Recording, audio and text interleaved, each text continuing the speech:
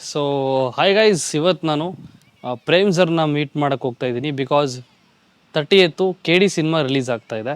So ನೀವೆಲ್ಲರೂ ಥಿಯೇಟ್ರಲ್ಲಿ ಹೋಗಿ ನೋಡಿ. ಅಷ್ಟರಲ್ಲಿ ಪ್ರೇಮ್ ಸರ್ನ ಮೀಟ್ ಮಾಡಿ ನನ್ನ ಕಾರಲ್ಲಿ ಕೂರಿಸ್ಕೊಂಡು ಒಂದು ಚಿಕ್ಕದಾಗಿ ಇಂಟರ್ವ್ಯೂ ತೊಗೊಂಡು ಬರ್ತೀನಿ. ಮತ್ತೆ ಸಿಗ್ತೀನಿ. ಬಾಯ್.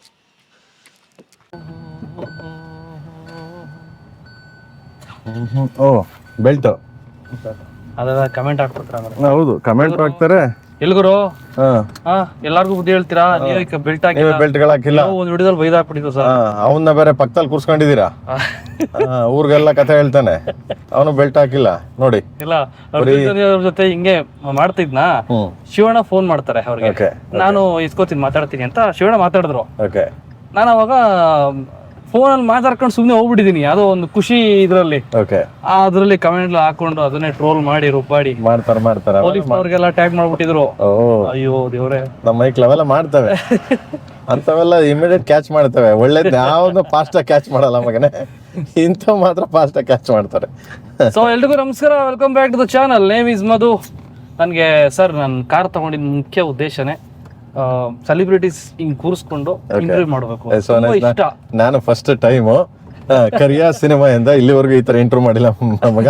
ಇದೇ ಫಸ್ಟ್ ಟೈಮ್ ಈ ಕಾರಲ್ಲಿ ಈ ತರ ಇಂಟರ್ವ್ಯೂ ಮಾಡ್ತಾ ಇರೋದು. ಏನಿಲ್ಲ ಸರ್, ನಿಮ್ಗೆ ಓದಂಗೂ ಇರ್ಬೇಕು, ಟೈಮ್ ಪಾಸ್ ಮಾಡೋದಂಗೂ ಇರ್ಬೇಕು. ಥ್ರಿಲ್ ಇದು, ಮಾತಾಡಿದ್ ಗೊತ್ತೇ ಆಗಲ್ಲ ನಿಮ್ಗೆ. ಹೌದು, ಆಬ್ವಿಯಸ್ಲಿ ನನಗೆ ಫಸ್ಟ್ ಕ್ವಶನ್ ಕಾಡ್ತಿರೋದೇನ್ ಗೊತ್ತಾ, ಸುದೀಪ್ ಸರ್ ಮುಖ ತೋರಿಸಿಲ್ಲ ನೀವು. 2-3 ದಿನ ಇದೆ, ಅವ್ರದ್ದು ಏನ್ ಕತೆ ಏನು ಎತ್ತ ಅಂತಾನು ನೀವು ಹೇಳ್ತಾ ಇಲ್ಲ.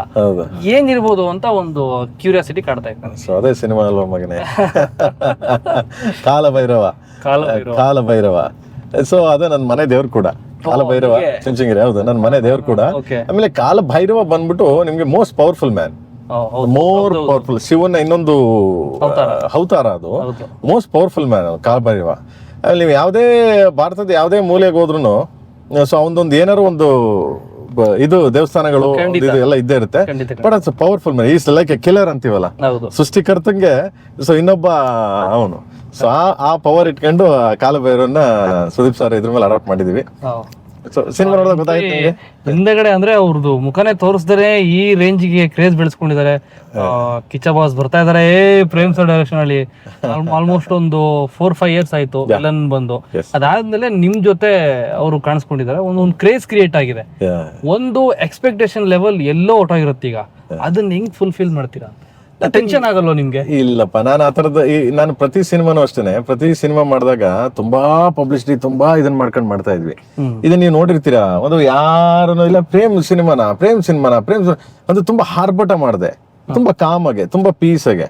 ಒಂದು ಒಳ್ಳೆ ಕತೆ, ಒಂದು ಕಾಳಿದಾಸನ್ನ ಬೆಂಗಳೂರು ಸಿಟಿಲಿ 90s 70 80 ಅಂಡರ್ ನಡೆದ ಕತೆನ ಪ್ರೆಸೆಂಟ್ ಮಾಡ್ತಾ ಇದೀನಿ. ಸಿನಿಮಾ 100% ಎಲ್ಲರಿಗೂ ಇಷ್ಟ ಆಗುತ್ತೆ. ಇಟ್ಸ್ ಬ್ಲಡ್ ಶೆಡ್ ಅಂತೂ ಇದ್ದೇ ಇರುತ್ತೆ. ಎಷ್ಟು ವೈಲೆಂಟು, ಎಷ್ಟು ಎಮೋಷನ್ಸು, ಎಷ್ಟು ಎಥಿಕ್ಸ್ ಎಲ್ಲ ಇರುತ್ತೆ, ಅಷ್ಟು ವೈಲೆಂಟು ಇದ್ದೇ ಇರುತ್ತೆ.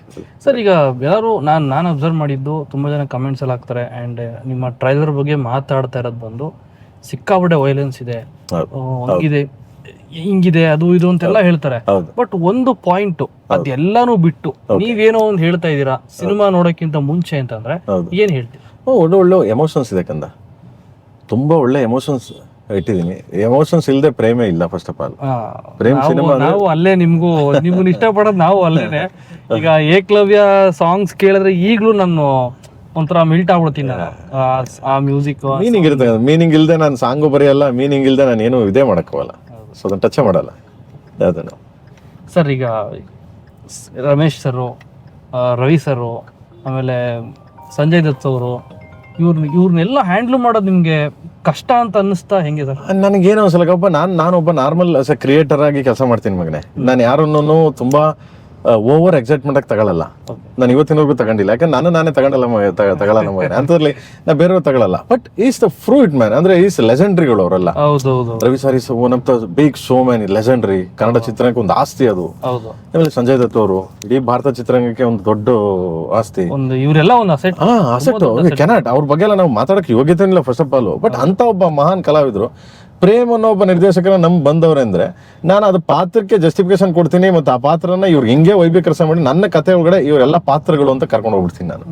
ಅವಾಗ ಅವರೆಲ್ಲ ಏನ್ ಮಾಡ್ತಾರೆ, ಅವರು ಅಷ್ಟೇ ಸಿಂಪಲ್ ಆಗಿ ಪಾತ್ರಧಾರಿಯಾಗಿ ಬರ್ತಾರೆ. ನಾಟ್ ಲೈಕ್ ಎನಿ ನಾನು ಹಿಂಗೆ ಅಂತ ಯಾರೋ ಬರಲ್ಲ. ಯಾಕೆಂದ್ರೆ ಅವರೆಲ್ಲ ಕಲಾವಿದ್ರು.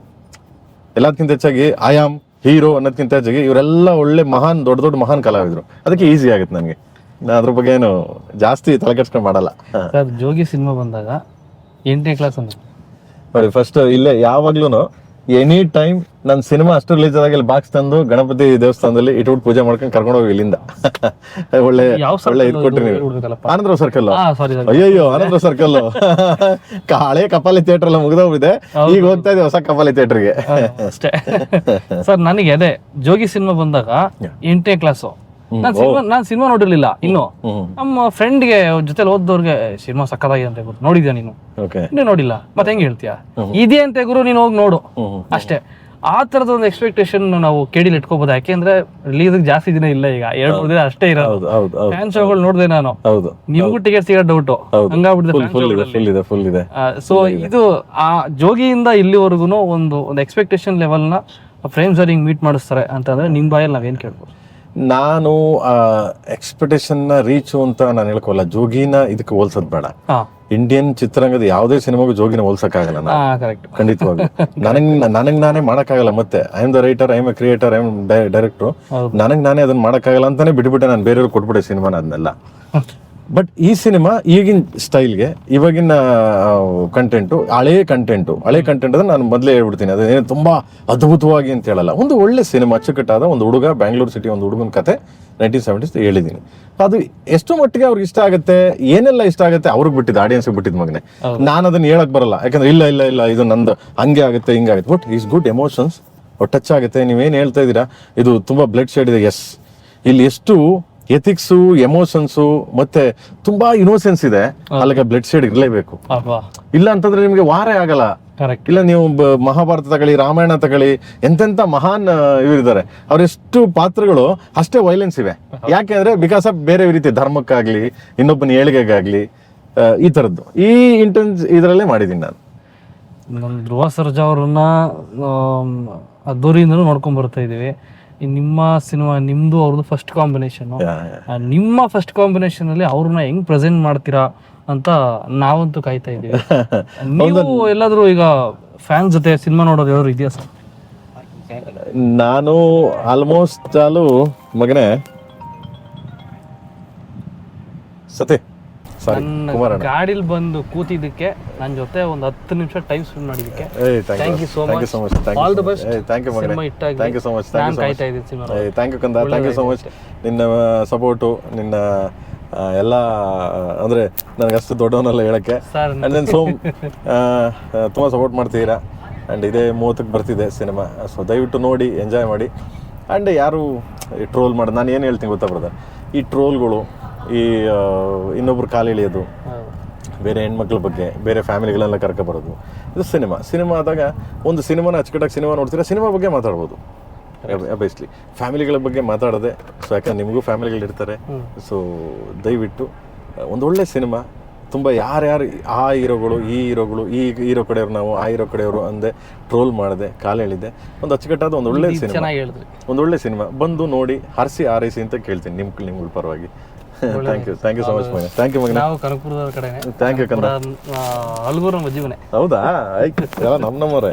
ಓಕೆ, ಥ್ಯಾಂಕ್ ಯು ಕಂದ. ನಮ್ಮವರೇ ಸರ್. ಥ್ಯಾಂಕ್ ಯು ಮಗನೇ. ಶೋರ್. ಥ್ಯಾಂಕ್ ಯು ಕಂದ. ಮೇಲೆ ಇರ್ತೀನಿ ಮಗನೇ. ಹಾಂ ಸರ್, ಸಿಗ್ತೀನಿ. ಖುಷಿ ಆಯಿತು ಪ್ರೇಮ್ ಸರ್ ಹತ್ರ ಮಾತಾಡಿ. ತುಂಬ ಚೆನ್ನಾಗಿ ಮಾತಾಡ್ಸಿದ್ರು ಸಿನಿಮಾ ಬಗ್ಗೆ ಒಂದಷ್ಟು ವಿಷಯ. ತುಂಬ ಶಾರ್ಟ್ ಆ್ಯಂಡ್ ಸ್ವೀಟ್ ಇಂಟರ್ವ್ಯೂ ಇದು. ಆ ಚಿಕ್ಕ ಟೈಮಲ್ಲೇ ತುಂಬ ಚೆನ್ನಾಗಿ ಮಾತಾಡಿದ್ರು. ಆ್ಯಂಡ್ ನನಗೇನಂತಂದರೆ, ನನ್ನ ಕಾರಲ್ಲಿ ಸೆಲೆಬ್ರಿಟಿಗಳನ್ನು ಕೂರಿಸ್ಕೋಬೇಕು, ಈ ಥರದೊಂದು ಇಂಟರ್ವ್ಯೂಸ್ ಮಾಡಬೇಕು ಅಂತ ತುಂಬ ಆಸೆ. ಇದೆಲ್ಲ ಆಗಿದ್ದು ನಿಮ್ಮಿಂದ. And also please like, comment. And KD 30th release ಆಗ್ತಾಯಿದೆ. ಕನ್ನಡ ಸಿನಿಮಾಗಳನ್ನು ಚಿತ್ರಮಂದಿರದಲ್ಲೇ ಹೋಗಿ ನೋಡಿ. ಮತ್ತೆ ಸಿಗ್ತೀನಿ. Thank you. ಬಾಯ್.